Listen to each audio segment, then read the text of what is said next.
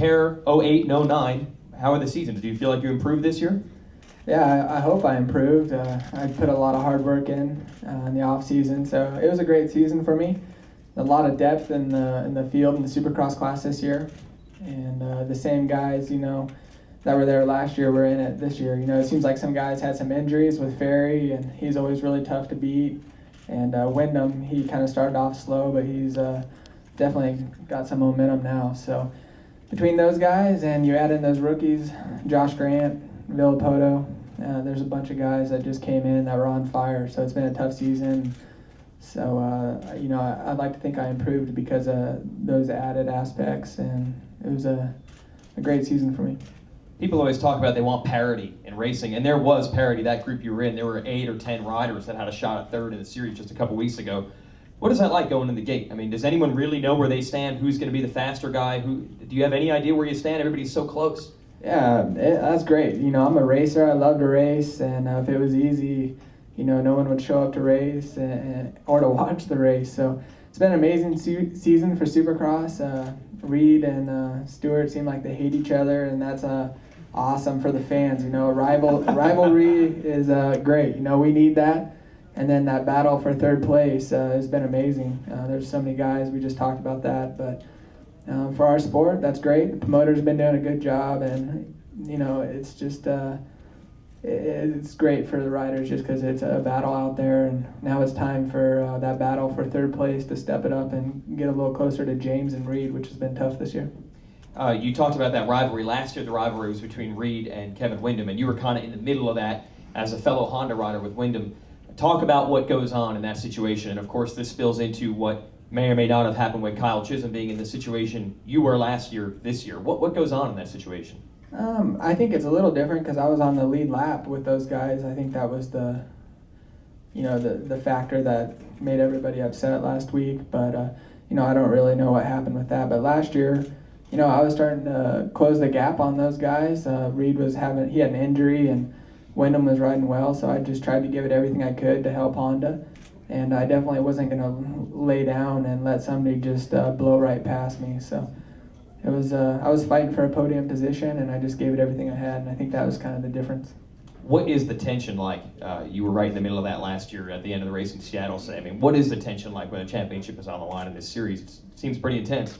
Yeah, I don't think it really matters. It's like once you put a helmet on and the instinct of a racer just kind of comes out, you're battling, and you're in the moment, and you don't have time to think. Like, I don't know about like Chisholm if you had time to think, but when you're racing, you just kind of like go on instinct, like I said before, and it's just a reaction. So that's what's great about racing. If it's a lot of fun, and as fast as we get going, everything comes at you really quick. The jumps are right in front of you before you know it, and it's part of the fun. We have questions for Andrew Short. He's third in the series, the second year in a row. We'll go to the front row. Steve Cox, Racetracks. What's the secret to staying inside the top 5 like you've done all year long? I mean, it seems like if you get a bad start, you're inside the top 5. You get a good start, you're inside the top 5. What's the secret there?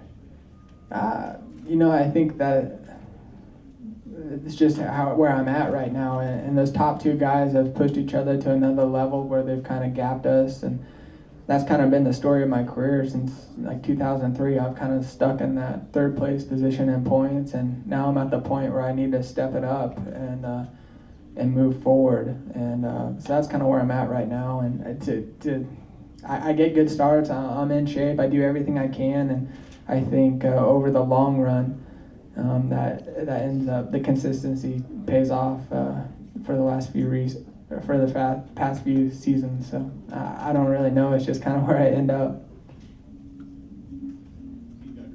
Steve Giberson, Vital MX. I think it was Toronto. You were kind of battling through some injuries. How are you now? And what's it like having to every week trying to work through that?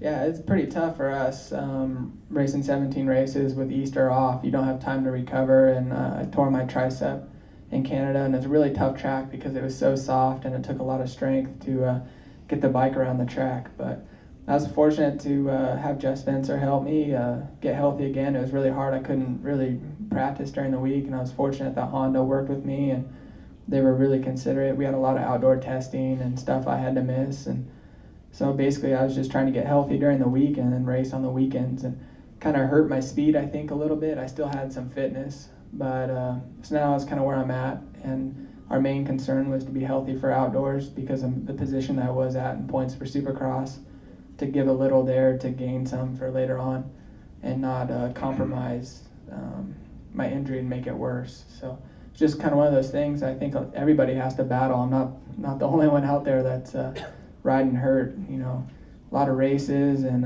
a lot of riders battle through it, and I was just part of it. Could have been a lot worse, so I was pretty thankful. I'll ask one last question. What's the goal here tomorrow night? There's a championship on the line. I know you'd love to win your first Supercross. What happens if the opportunity presents itself?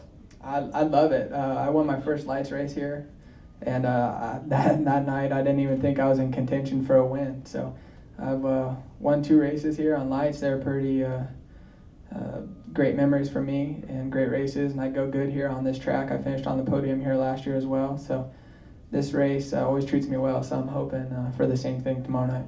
Okay. We have one more question? Go ahead. Hey Andrew, Russ Erb, holeshot magazine.